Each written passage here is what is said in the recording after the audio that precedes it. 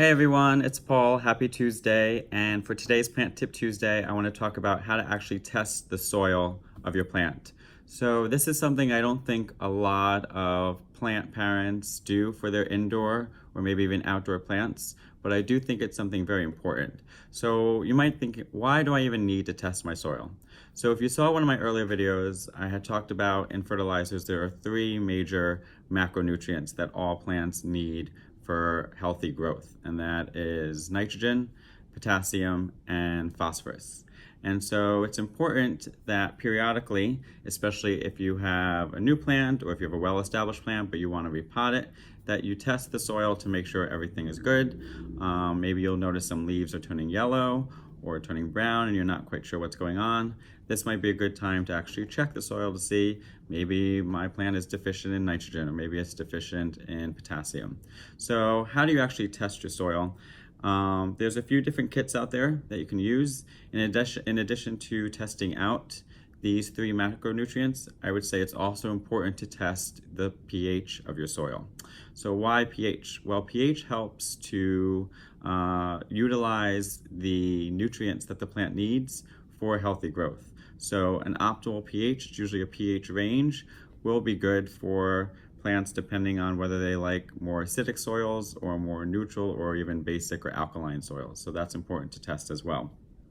So for today, if you follow me on Instagram, you'll know that I am the proud parent of a new Monstera Adansonii that I got at the Flower District. It is adult, it's growing nicely on a pole, and so I want to test the soil before we pot it just to see what's kind of going on.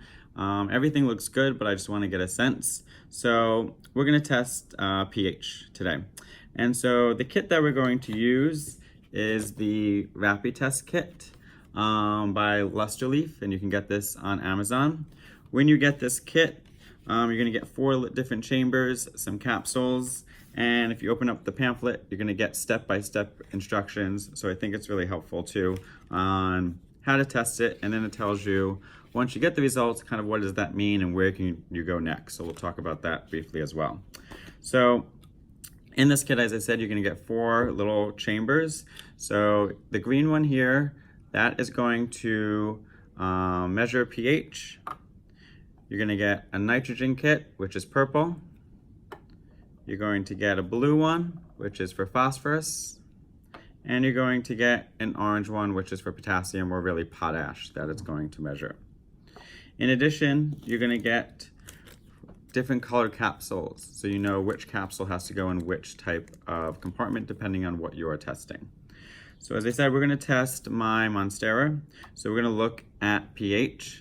So the way it works is you need to take a soil sample. I would recommend that you take some of the topsoil, and then if you can, maybe an inch or two towards the bottom or even somewhere in the middle, just to you can get an even mixture of where everything is in the soil. And then on your little chamber, there's a little note that says fill with soil up to this line. So I filled up to that line, and then what you're going to do is you're going to add some water. Preferably you want to add distilled water because you don't want to change or have that affect the pH of your solution. So what you're going to do is you're going to add your distilled water to where it says fill with the water line. Now granted, here I am in a lab, so I have access to graduated cylinders and pipettes, but you can obviously do this with a measuring cup or anything like that at home. So we're going to fill this guy up. And after you do that, then you're going to take one of the capsules. So we're going to use the green capsule. You have to kind of break it open, and you're going to pour the contents of that into your chamber as well. Okay. Once you do that, then you're just going to put the cap on, and you're going to shake it thoroughly, and you're going to let it stand for a little bit. If you're going to test for the nitrogen, the potassium, or phosphorus, then you might have to let that stand a little bit longer. So we're going to shake this up. We're going to let it sit for a little bit, and then we'll come back and we'll see what the pH of my Monstera actually is. Okay, So I just tested the soil, and for the hell of it, I also tested the nitrogen, potassium, and phosphorus content as well. If you are going to test for the 3 macronutrients, the instructions are a little different. They explain it out. What you want to do is get 1 part soil and 5 parts water. Mix that up. Let all the soil kind of settle to the bottom, and then just pour in the liquid into not only the test chamber, but also the reference chamber, so you can kind of compare what the colors look like. So let's start with the soil. Let's start with the pH.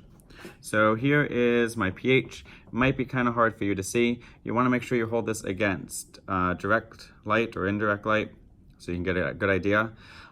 Based on the pH in the test, I would say this is somewhere between 6.5 and 7, which is good. So for Monsteras, they like a pH range of about 5.5 to 7.5. So the pH of the soil is good, so I'm happy with that.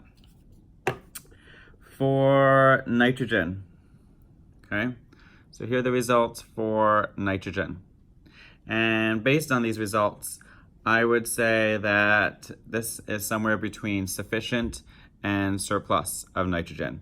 So typically you're going to want to let this sit for about 10 to 15 minutes and let it settle out until it finalizes its color. But the nitrogen content of this is looking really good. And based on the plant, I can tell that it's got a good source of nitrogen. So I'm happy with that. For phosphorus, so here are our results for phosphorus. And for this, I would say this is also somewhere between sufficient and surplus. So the phosphorus is doing really well. And then for potassium, we got a result like this. So this is somewhere I would say between adequate and sufficient. So not worried about potassium as well, okay? So the question then becomes, well, what happens if you get a test result that is not good, not what you wanted or not what you expected? So let's say nitrogen is deficient, or let's say potassium is deficient. If you do get that and you find that that particular nutrient is depleted, I would say now is a good time to fertilize your plant. And so there are tons of different fertilizers out there. Depending on what macronutrient is deficient is the one that you want to target. So the NPK ratios of all fertilizers are going to be different. So if your nitrogen is deficient, then look for a fertilizer whose first number is really high, because that's going to represent the nitrogen.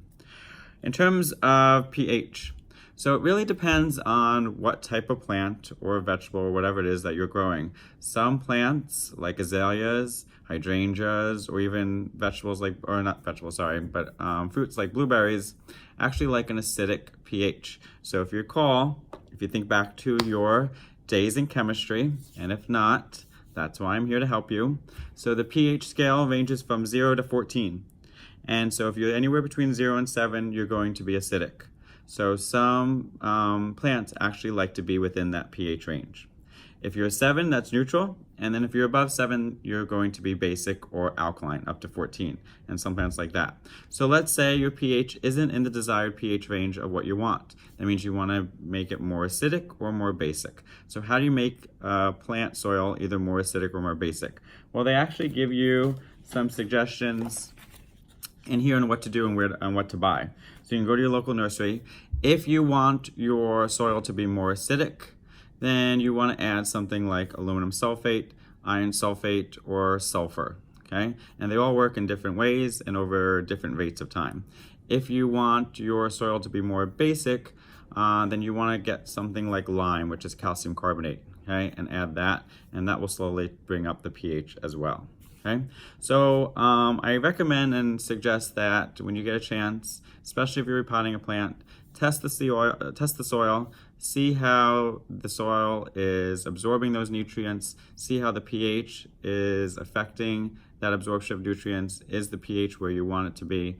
Because a happy and healthy root system is going to yield a happy and healthy plant. So I hope you found this video helpful. If you guys have used any soil kits that you would recommend, please let me know, and check out more of my tips under my highlights on my Instagram, PlantMePaul. Hope you guys have a great day. Take care.